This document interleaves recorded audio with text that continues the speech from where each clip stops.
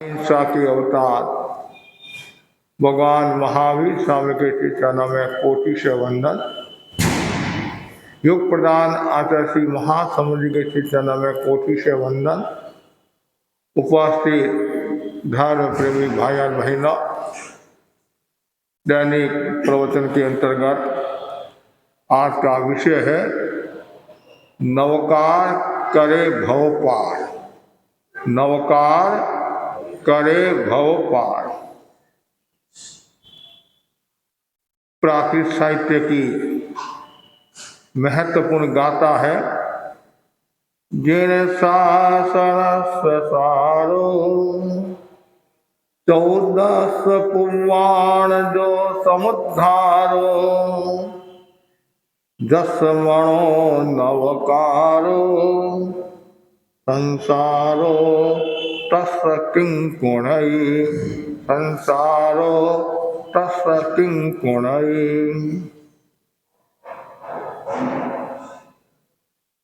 नमस्कार महामंत्र जिन शासन का और 14 पूर्वों का सार है, जिसके हृदय में नवकार मंत्र स्थित हो गया है, उस आराधक आत्मा का संसार क्या बिगाड़ सकता है। समुद्र पार करने के लिए,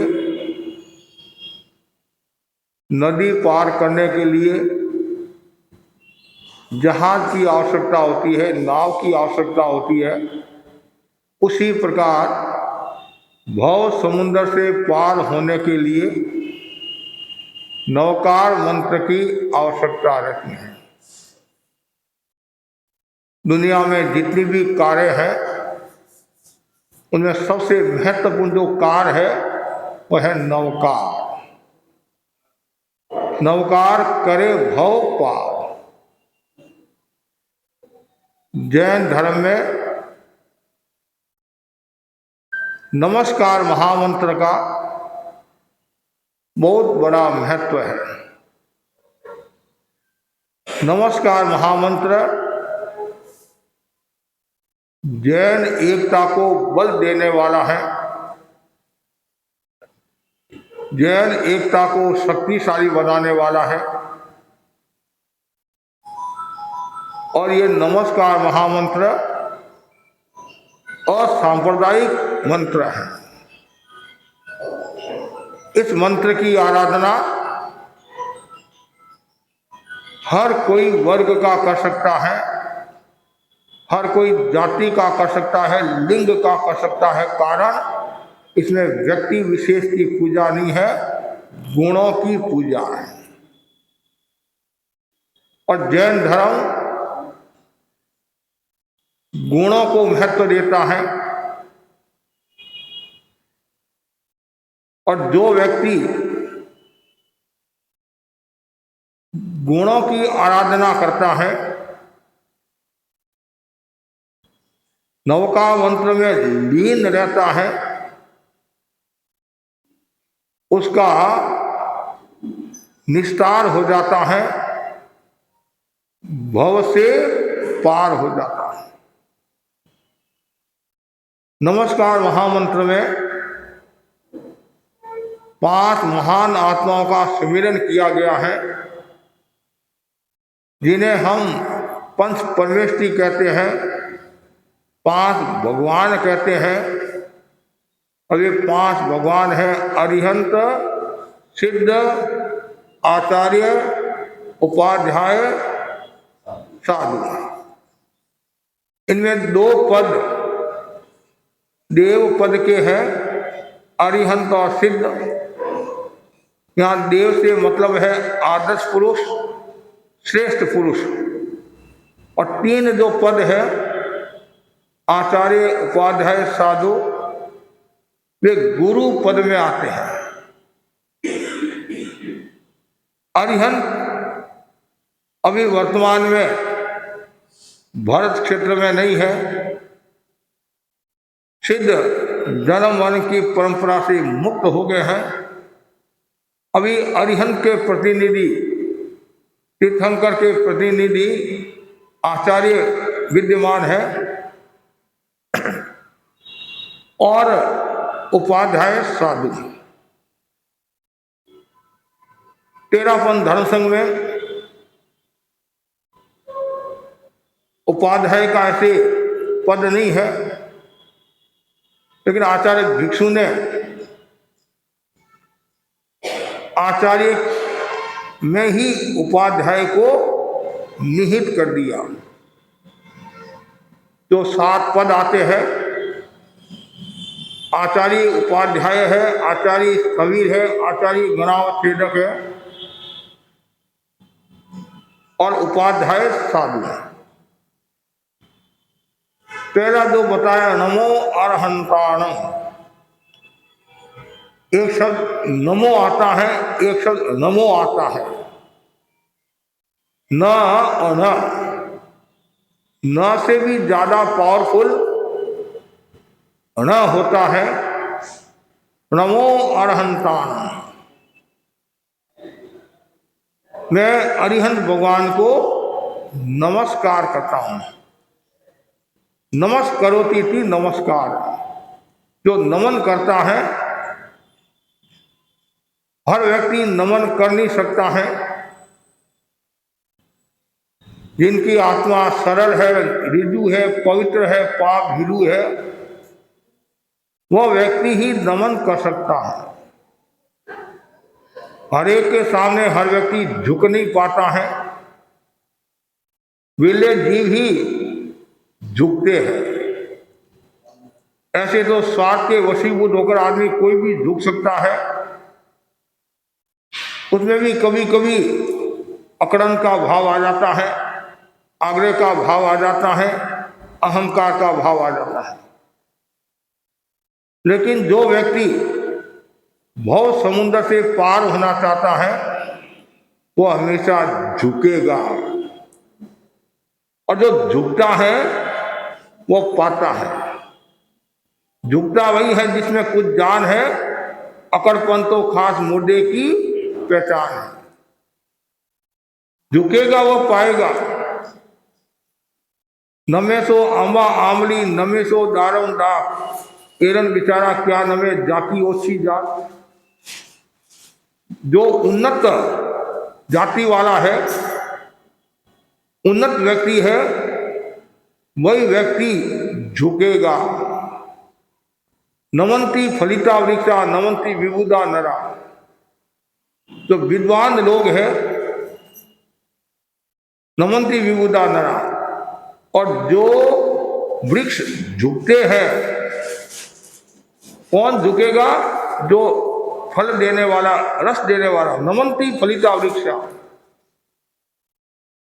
लेकिन जो सूखा ठूंठ और अहंकारी मूर्ख आदमी कभी भी झुकेगा नहीं। टूटने के लिए तैयार है, मरने के लिए तैयार है, लेकिन झुकेगा नहीं। क्यों? अहंकार। अहंकार के कारण व्यक्ति झुक नहीं पाता है। इसलिए नमस्कार महामंत्र में बताया है, नमन करो। किसको? अरहंतों को। मैं अरिहंत भगवान को नमस्कार करता हूं। अरिहंत कौन? राग देश विजेता, 4 घनघाती कर्मों का क्षय करके जिन्होंने केवल ज्ञान को प्राप्त किया और केवली पद प्राप्त, केवली ज्ञान प्राप्त करने के बाद जो तीर्थ की स्थापना करते हैं, वे तीर्थंकर अरिहंत देवादि देव कहलाते हैं। 5 प्रकार के जो देव बताए हैं, नर देव, भव्य देव, भावदेव, देवादि देव और धर्म देव। 5 देवों में एक देव है देवादि देव, देवों के देव। ऐसे तो देव 4 गति वाले, 4 गति में एक गति देव गति है, और देवता भी 4 प्रकार के हैं, भवनपति, वायुमंत्र, ज्योतिष, श्रीमानिक। यहाँ देवादिदेव जो देवों के देव है वे हमारे अरिहंत भगवान तीर्थंकर हैं। देवादिदेव कौन है? अरिहंत भगवान। तो मैं अरिहंत भगवान को नमस्कार करता हूं। यहाँ एक प्रश्न खड़ा होता है, अरिहंत को हम क्यों नमस्कार करें? कोई व्यक्ति सामने यदि होता है तब तो नमस्कार ही करे, और फिर आशीष मिलेगी या कुछ मिलेगा या संबंध जुड़ेगा या प्रभावना होगी। अब अरिहंत हमारे सामने है ही नहीं, हम क्यों अरिहंत को नमस्कार करें? ज्ञान ने बहुत सुंदर कहा है, अरिहंत को नमस्कार करने से बोधि की प्राप्ति होती है। ज्ञान बोधि, दर्शन बोधि और चारित्र बोधि, प्रज्ञा का जागरण होता है, आनंद की अनुभूति होती है। तीर्थंकर भगवान की स्तुति करना, मिथ्यात्व को दूर करना, अज्ञान को दूर करना, आरोग्य, बोधि, समाधि को प्राप्त होना और ज्ञान, दर्शन, चारित्र तक की वृद्धि करना। जो जितना ज्यादा झुकेगा, नमस्कार करेगा अरिहंत भगवान को, आज भी हमारे हजारों हजारों भाई बहन संभवतः सुबह उठकर सिमंदर स्वामी को वंदना करते हैं। भरत क्षेत्र में कोई तीर्थंकर नहीं है, इरावत क्षेत्र में कोई तीर्थंकर नहीं है, महावीर क्षेत्र में हर समय तीर्थंकर भगवान मौजूद रहते हैं। तो सिमंदर स्वामी को वंदना और भावना भाव, हे सिमंदर स्वामी मुझे भी ऐसी शक्ति मिले, मैं ज्ञान, दर्शन, चारित्र तक की आराधना करता रहूं और जन्म मन की परंपरा से मुक्त हो जाऊं। निरंतर शुद्ध भावना, भावना में स्वार्थ का भाव न हो, कामना में स्वार्थ का भाव न हो, निस्वार्थ भाव से जो तीर्थंकरों की स्तुति करता है उसका बेड़ा पार हो जाता है। हम भाग्यशाली हैं, हमें जिन शासन मिला है और अरिहंत भगवान मिले हैं। वर्तमान में यहाँ नहीं है लेकिन महावीर क्षेत्र में है। तो जो अरिहंत की स्तुति करता है, गुण कीर्तन करता है, वंदना करता है, बहुत निर्जरा को प्राप्त होता है। जो शुद्ध साधु को वंदना करता है 7-8 कर्मों का क्षय होता है और 3-4 नए शुभ कर्मों का बंधन होता है। इसलिए मैं अरिहंत भगवान को नमस्कार करता हूँ। अरिहंत भगवान 12 गुणों के धारक है, सकर्मा है, सशरीरी है,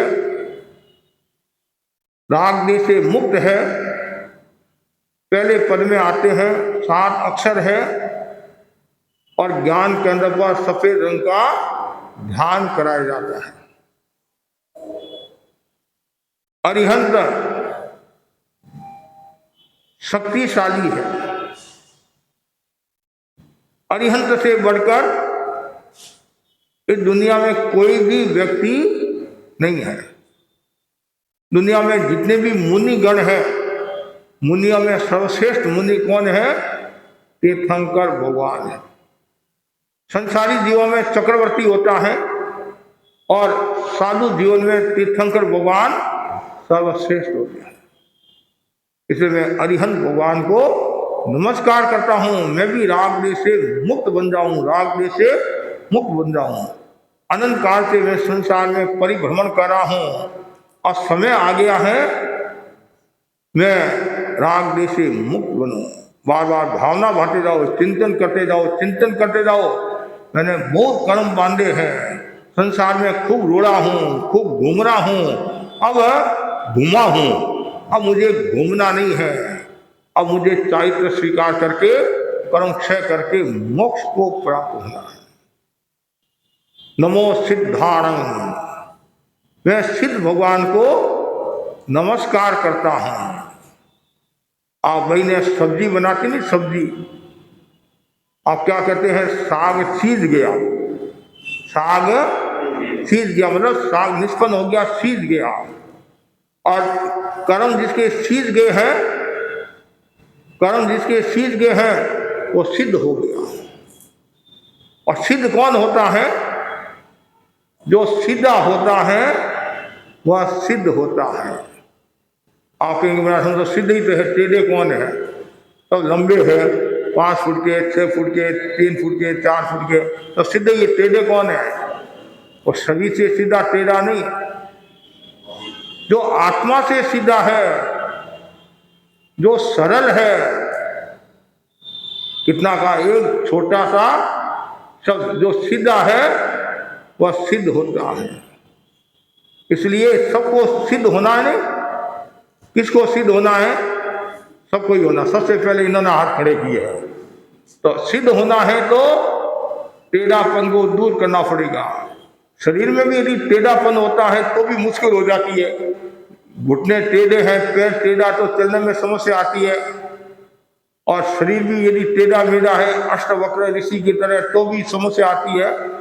लेकिन जो आत्मा से जो टेढ़ा है उसके तो और ज्यादा समस्या आती है। इसलिए हमेशा सरल, नर सरल हृदय मन जाओ, नर सरल हृदय मन जाओ। पर एक लाइन याद रखो, नर सरल हृदय बन जाओ। और धर्म का निवास कहाँ होता है?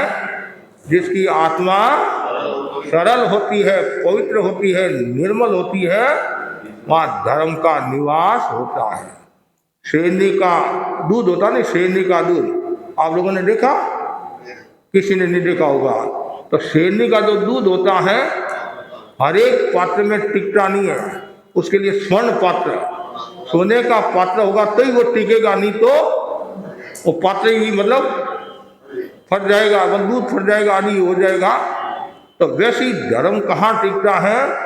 जिसका हृदय सरल है, निर्मल है, पवित्र है। आप कितने होशियार, होशियार होने आसो, सब होशियार होंगे। तो होशियार नहीं होना है, समझदार होना है। होशियारी चूल्हे मुतरे, ज्यादा होशियार तो फोड़ा गाले, कभी कहते नहीं। आप सब होशियार हो, समझदार हो। जैसे मटकी में यदि कचरा है, आप पानी पीना पसंद करोगे? मटकी के ऊपर मक्खियां भी भिन भिना रही है तो भी आप पानी पीना पसंद नहीं करेंगे, गंदगी है, खराब है, खराब है। लेकिन आत्मा में जो गंदगी है, भीतर में जो राग देश रूपी कचरा है, उसको तो आप निकालते नहीं हैं और जमा करते हैं, और आने दो, और आने दो, और आने दो।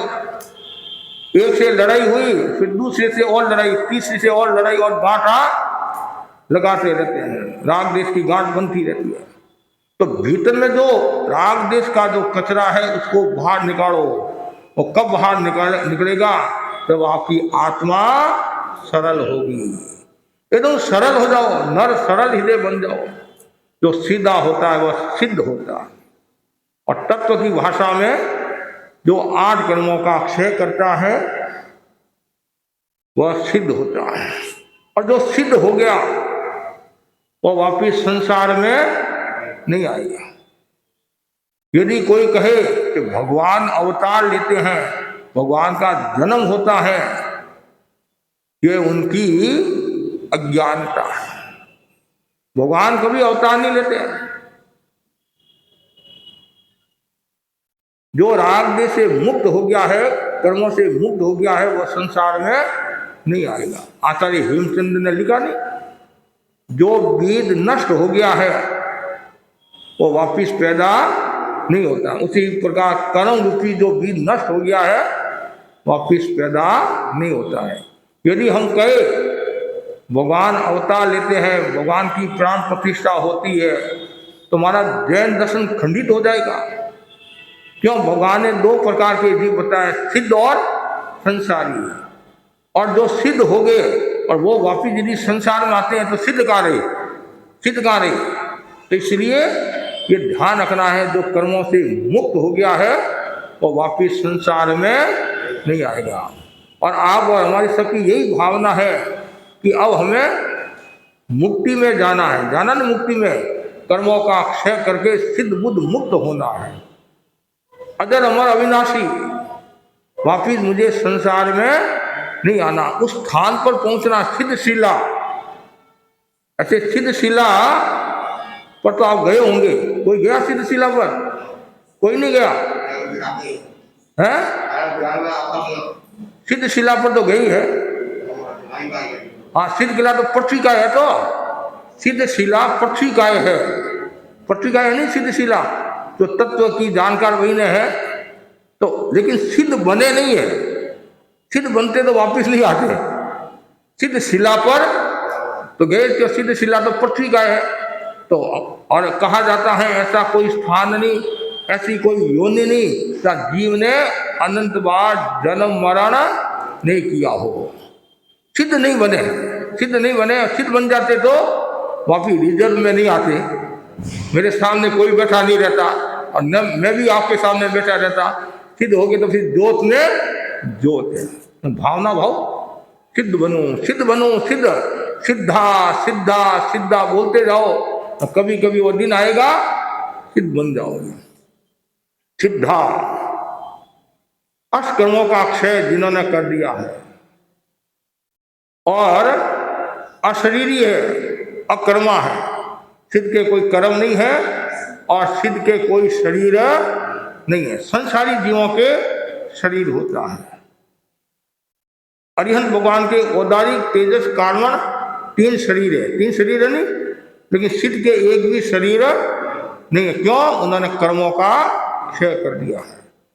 8 गुणों के धारक होते हैं, देव पद में आते हैं, 5 अक्षर होते हैं और लाल रंग के प्रतीक होते हैं, और यहाँ पर लाल रंग का ध्यान कराया जाता है।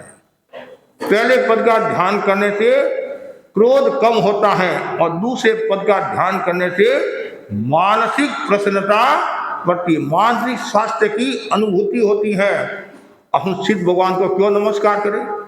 और यह तो फिर भी धरती पर है, ठीक है, भट्ट क्षेत्र में नहीं है, महावीर क्षेत्र में है, तो सिद्ध तो मोक्ष पधार गए, तो हम उनको क्यों नमस्कार करें? हमारे को क्या मिलने वाला है?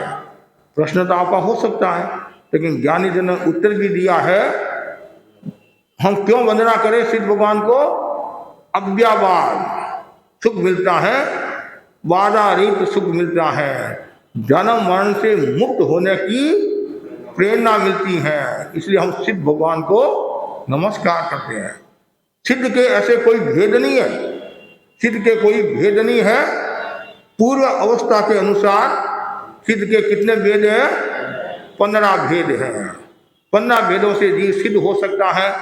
तीर्थ सिद्ध, अतीर्थ सिद्ध, तीर्थंकर सिद्ध, कोई भी जीव सिद्ध हो सकता है। कोई ये जरूरी नहीं है कि जो जैन है वही सिद्ध होगा। जो कर्मों से मुक्त हो गया है, कषाय से मुक्त हो गया है, राग देश से मुक्त हो गया है, वह सिद्ध होगा। कितना सुंदर ये भगवान महावीर का दर्शन, अनेकांतवाद का दर्शन। कोई भी जीव सिद्ध हो सकता है और भगवान ने कभी नहीं कहा तुम मेरी शरण में आओ, महावीरं शरणं गच्छामि, कभी नहीं कहा। भगवान ने कहा धम्मं शरणं गच्छामि। अन्य तो अलग अलग नाम से आता, लेकिन महावीर ने ये नहीं कहा, महावीर धम्मं शरणं गच्छामि, तो धर्म की शरण में आ जाओ, बेड़ा पार है। तो नमो सिद्धाणं। अर्यंत सकर्मा है, सिद्ध अकर्मा है। अर्यंत सशरीरी है, सिद्ध अशरीरी है। 2 पद है, देव पद में आते हैं, ये 2 पद देव पद में आते हैं। और तीसरा पद कौन सा है? नमो आयर्याणं। मैं धर्माचार्य को नमस्कार करता हूं। ये धर्माचार्य क्यों कहा? आचार्य तो पढ़ाने वाला भी होता है, प्राचार्य, आचार्य, और ब्राह्मण में जात भी आचार्य होती है। और मैं यहाँ धर्माचार्य को नमस्कार करता हूँ। क्यों नमस्कार करता हूँ? आचार्य को नमस्कार करने से, धर्माचार्य को नमस्कार करने से हमें आचार की प्रेरणा मिलती। किसकी प्रेरणा मिलती है? आचार की प्रेरणा। कौन सा आचार? कैरी का आचार, के गुंदे का आचार, नींबू का आचार, वो आचार नहीं है। यहाँ आचार का मतलब है आचरण। विधि निषेध का ज्ञान, ज्ञानाचार, दर्शनाचार, चारित्राचार, तपाचार, वीर्याचार की हमें प्रेरणा मिलती है। हम ज्ञान से संपन्न, दर्शन से आचार का बहुत बड़ा मूल्य है। कहते नहीं, ये साधु आचारवान है, ये श्रावक भी आचारवान है। और धर्म का मूल सार क्या है? आचार है, सदाचार है।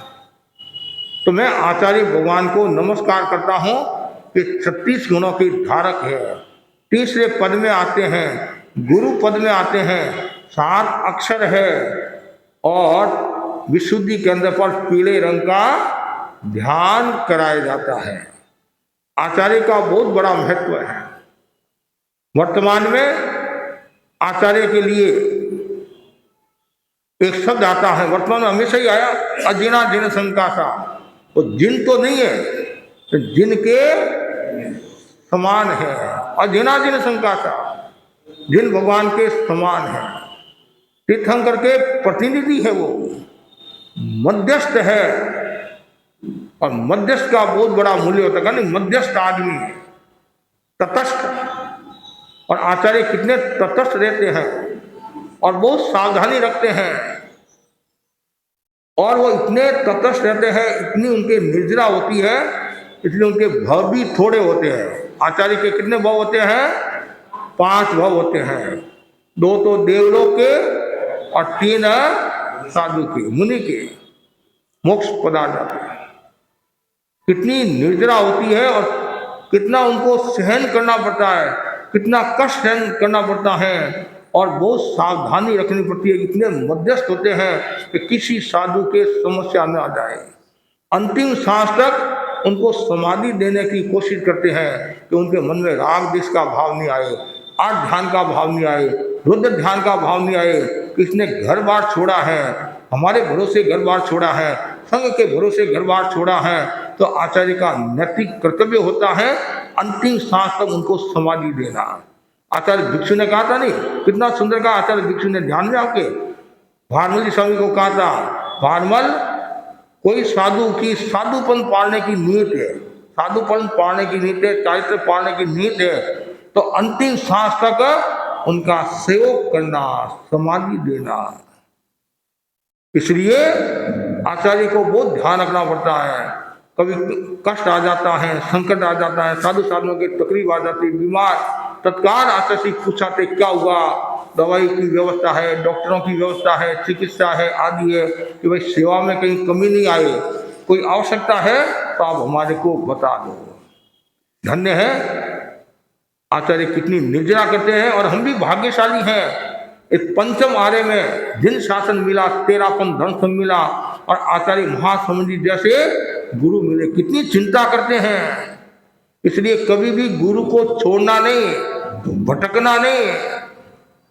और कितना सुंदर का है, जिसने गुरु को छोड़ा पाया उसने फोड़ा, जिसने गुरु को छोड़ दिया, जिसने संघ को छोड़ दिया, ऐसा बोलते हैं, जिसने संघ को छोड़ा पाया उसने फोड़ा। इसलिए कभी भी संघ को नहीं छोड़ना। ये 13पन धर्म संघ मिला है, आचार्य महासमुनि जैसे अधिशास्ता मिले हैं, गुरु मिले हैं। हर पल हर क्षण गुरु की आराधना करो, संघ की आराधना करो, तीर्थंकरों की आराधना करो। आचार्य का बहुत बड़ा महत्व है। और आचार्य कितना ध्यान रखते हैं। एक छोटी सी बात है, पुरानी बात है, 250-300 साल पहले की बात होगी। एक जैनाचार्य थे और जैनाचार्य के कुछ साधु थे। उसमें एक साधु को कुष्ठ रोग हो गया, चरम रोग, आज मतलब कोड बोलते नहीं, कोड हो गया, शरीर में से पानी झरने लग गया, पानी बहने लग गया से। तो कुष्ठ रोग, पुराने समय में कुष्ठ रोग हो जाता तो पता चल जाता सरकार को आदि को, तो घर से उनको लेकर चले जाते और दूसरी जगह उनकी व्यवस्था करते हैं।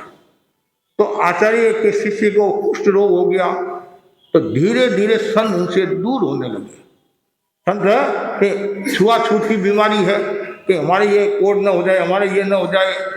तो साधु उदास रहने लगा, हताश, निराशा का भाव, मेरा क्या होगा। छन्मस्त है, किसी के भी मन में आ सकता है। बीमारी नहीं आए तब तो ठीक है, बीमारी आने के बाद में ठीक होने में टाइम लगता है, और कभी जल्दी भी ठीक हो जाती है और कभी नहीं भी होती है।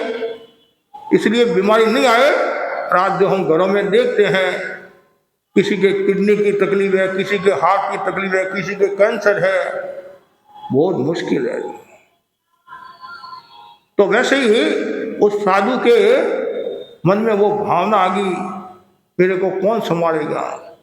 एक दिन आचार्य ने साधु को देखा और कहा क्या बात है, हताश देगा, निराश देगा, उदास देगा। तो उसने सारी बात बताई। जैसे ही आचार्य ने सुना और आचार्य के मन में आया मेरा नैतिक कर्तव्य है अग्राण भाव से सेवा करना। मतलब धर्म संघ में तन के रोगी भी होते हैं, मन के रोग भी होते हैं, सब तरह के होते हैं। तो चारित्र पालने की इच्छा होती है तो सब उसका सहयोग करते हैं। और आचार्य ने सोचा एक शिष्य और इस प्रकार डिप्रेशन में जा रहा है, तनाव में जा रहा है, आपको आश्चर्य होगा। आचार्य का तुम मेरे पास बैठ, मैं तुम्हारे साथ में भोजन करूंगा। क्या कहा? अब आचार्य ने कह दिया मैं तुम्हारे साथ में भोजन करूंगा, तो धीरे धीरे सब साधु अनुकूल हो गए और वो प्रसन्न हो गया।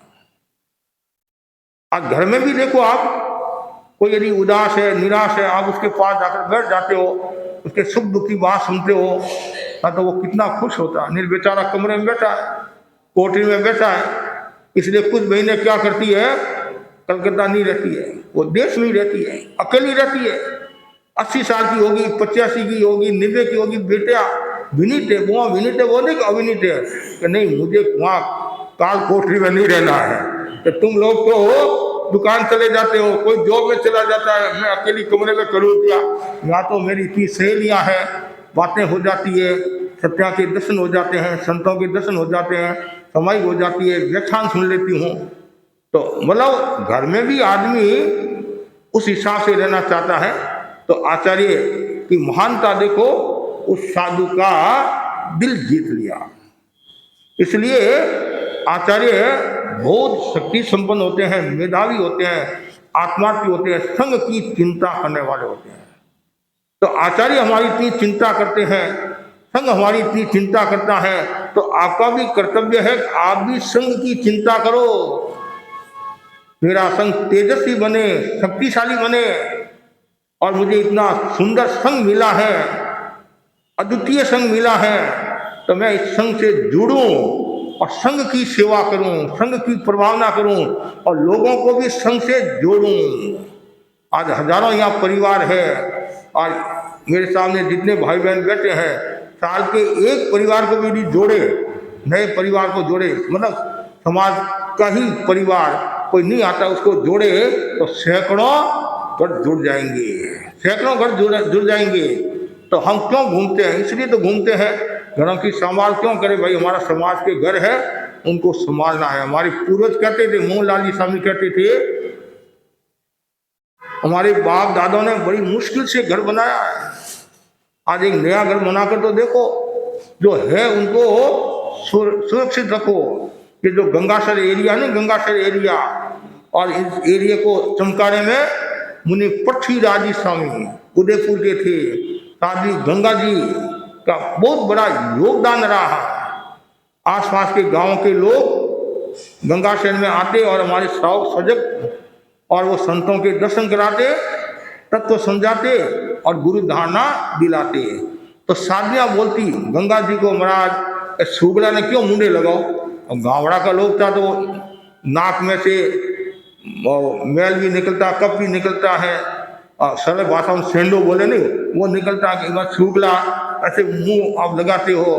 तो साध्वी गंगा जी ने क्या कहा, बाया सत्या, इनको क्या देखना, इनकी औलाद को देखना। क्या कहा? इनकी औलाद को देखना। तो देखो गंगासर कितना हरा भरा है, कितना अच्छा क्षेत्र है। आज भी वहाँ 1000 से ऊपर घर खुले हैं, थाना है, साधुओं की कितनी सेवा होती है, सेवक भी कितने सजग हैं। इसलिए कभी भी काम पड़े संघ के लिए, आधी रात को त्याग, संघ के साथ हमेशा जुड़े हुए रहना, पावर हाउस से जुड़ा हुआ बल्ब प्रकाश को प्राप्त होता है, उसी प्रकार संघ से जुड़ा हुआ व्यक्ति प्रकाश को प्राप्त होता है। आज नहीं कल उसका मूल्यांकन होगा। जो पार्टी के साथ जुड़ा हुआ होता है ना, पार्टी के साथ आज नहीं कल उसका मूल्यांकन होता है, और यहाँ तक कि वो राष्ट्रपति प्रधानमंत्री भी बन जाता है। तो यहाँ भी सब कुछ हो, संघ के प्रति निष्ठा, आचार्य के प्रति निष्ठा। ये नमो आर्याणं, फिर नमो उपाध्यायाणं, मैं उपाध्याय भगवान को नमस्कार करता हूँ। उपाध्याय भगवान को क्यों नमस्कार करें? विनय की प्रेरणा मिलती है कि हमें उपाध्याय का काम क्या है? ज्ञान देना है। और ज्ञान कब मिलेगा? जब व्यक्ति के भीतर में विनय होगा, तब ज्ञान मिलेगा। उपाध्याय चौथे पद में आते हैं, गुरु पद में आते हैं। और उपाध्याय का एक बड़ा काम होता है। क्या काम होता है? आचार्य के कार्य को संपादित करना। आचार्य दीक्षा दाता होते हैं और उपाध्याय शिक्षा दाता होते हैं। कितना सुंदर है, दीक्षा और शिक्षा। आचार्य का काम दीक्षा देना और शिक्षा देना उपाध्याय का काम है। अभी मैंने पहले बता नहीं, आचार्य ही उपाध्याय का काम करते, सब मतलब आचार्य के अंतर्गत ये सब आते हैं। उपाध्याय 25 गुणों के धारक होते हैं और गुरु पद में आते हैं। आनंद केंद्र पर हरे रंग का ध्यान कराया जाता है और 7 अक्षर होते हैं। नमो उपाध्यायाय, फिर लास्ट में नमो लोए सर्व साहूणं, मैं लोक के सभी साधु साधियों को नमस्कार करता हूं। एक तो 2.5-15 क्षेत्रों में जितने साधु साधु हैं, और एक केवली समुद्र घाट के समय, उस समय तो पूरे लोक में होते हैं। तो जग में कितने साधु हैं? 2000 करोड़। उत्कृष्ट में 9000 करोड़। केवली 2 करोड़, उत्कृष्ट में 9 करोड़ होते हैं। तो साधु इतने 2.5-15 क्षेत्रों में, 2.5 के बाद तो साधु होते क्या? ऐसे जा सकते गंगाचार्य मुनि ऐसे, लेकिन साधु है वो 2.5 द्वीप में है।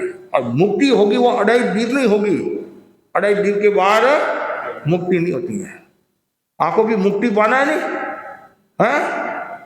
हाँ, बिंदनिया तो कम है, वो तो बहुत राजी हो जाती है, हमारा सासुओं से मुक्ति पाना है। सासुओं से मुक्ति पाने वाले तो बहुत मिल जाएंगे। कर्मों से मुक्ति पाना है, ये भावना भाव कर्मों से।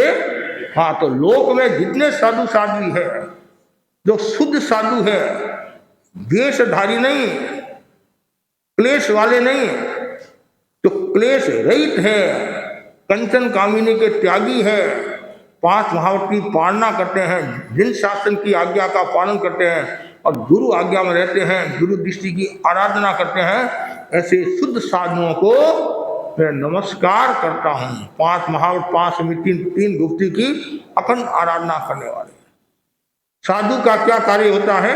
तिन्नाणं कार्यं, स्वयं तरो दूसरों को तारो। हम साधु को क्यों वंदना करते हैं? आचार और विनय की प्रेरणा मिलती है। आचार और क्यों? आचार्य का प्रतिनिधि भी साधु होता है और उपाध्याय का प्रतिनिधि भी साधु, इसलिए आचार और विनय की प्रेरणा। 27 गुणों के धारक होते हैं।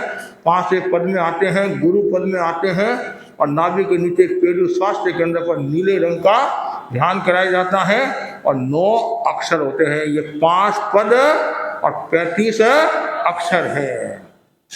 अब बच्चों को यदि सिखाना है तो ये 35 अक्षर कैसे सिखाए? तो आप ऐसे सिखा सकते हैं, बच्चों आओ हम आपको सिखाते हैं। क्या नमस्कार महामंत्र का टेलीफोन नंबर क्या है?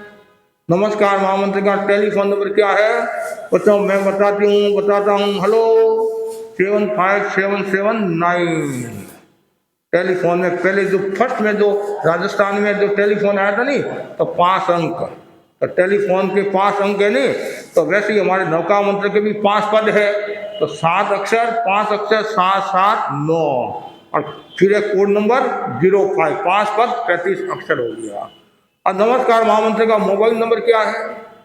अभी मोबाइल में 10 अंक नहीं, तो वैसे हमारे भी जो नमस्कार महामंत्र के ये जो गुण बताए नहीं, पंच परमेष्टि के गुण, वो सब मिलाकर 108 होते हैं। एक तो कोड नंबर 108 हो जाएंगे। फिर 1 2 0 8 3 6 2 5 2 7। बच्चों हेलो, नमस्कार महामंत्र का मोबाइल नंबर क्या है? 1 2 0 8 3 6 2 5 2 7। ये याद हो गया बच्चों को, ये जल्दी याद हो जाता है। ऐसे मोबाइल नंबर बच्चे को जल्दी याद होता है, तो ये गुण हो गए। तो आज वर्तमान में मोबाइल के 10 अंक है, ऐसे बच्चों को सिखा सकते हैं। फिर 9 पद नहीं है, 67 अक्षर नहीं है, पद तो 5 ही है और 35 अक्षर है। और 9 पद की जो ओरी करते नहीं, उनमें नमो नाणस्य, नमो दंसनस्य, नमो चरित्रस्य, नमो तवस्य और ऐसो पंच नमोकारो सब पावक पणासनो मंगलाणं से सभ्य सिंह पड़मंग हवई मंगलम। ये नमस्कार महामंत्र सब पापों का नाश करने वाला है और सब मंगलों में पहला मंगल है। नमस्कार महामंत्र से बढ़कर कोई मंगल नहीं है, कोई मंत्र नहीं है। और ये विश्व मंत्र है। विश्व तो स्विट्जरलैंड और जिनेवा शहर में है, एक संगोष्ठी हुई सभी धर्मों की। तो उसमें एक प्रश्न आया, भाई ऐसा कौन सा मंत्र जो विश्व मंत्र हो सकता है? तो फिर नमस्कार महामंत्र को विश्व मंत्र के रूप में स्थापित किया है। तो आज मैंने आपको नमस्कार महामंत्र के बारे में बताया। और भी बहुत है नमस्कार महामंत्र के बारे में। नमस्कार महामंत्र के प्रभाव से सूर्य सिंहासन किसकी हुई? सुदर्शन कुमार की। और अग्नि किसकी बुझ गई? अमर कुमार की। और फूलों की माला, 7 फूलों की माला श्रीमती की हो गई है। तो इसलिए बच्चों को नवका मंत्र सिखाओ और घरों में भी नवका मंत्र का उच्चारण होना चाहिए। निरंतर 10 मिनट नवका मंत्र का जाप करो, एक स्थान एक समय पूरे परिवार के साथ। तो नेगेटिव एनर्जी जाएगी और पॉजिटिव एनर्जी का विकास होगा। ये नमस्कार महामंत्र वो शक्तिशाली है। जैसे कमल के विकास में सूर्य निमित्त होता है, उसी प्रकार आत्मा के विकास में बहुत समुद्र से पार होने में नवकार मंत्र की महत्वपूर्ण भूमिका रहती है। ये जैनों का सुप्रसिद्ध मंत्र है। तो दुर्बल को सबल बनाता है, वक्र को ऋजु बनाता है, अस्थिर को स्थिर बनाता है।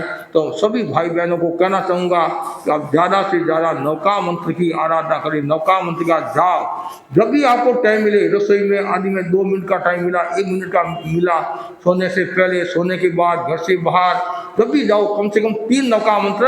भोजन करने के लिए बैठते तो पहले नवका मंत्र बोलकर फिर भावना भाव मुनिराज आए। यदि प्रातः भोजन है, साधु के नियम के अनुसार है, तो आप व्रत निर्जा सकते हो। भावना भाव ऐसे नवका मंत्र की साधना करते जाओ, आराधना करते जाओ, जाप करते जाओ, इससे आपका कल्याण होगा। इसी आशा के साथ ओम अरहं। पचकान उपवास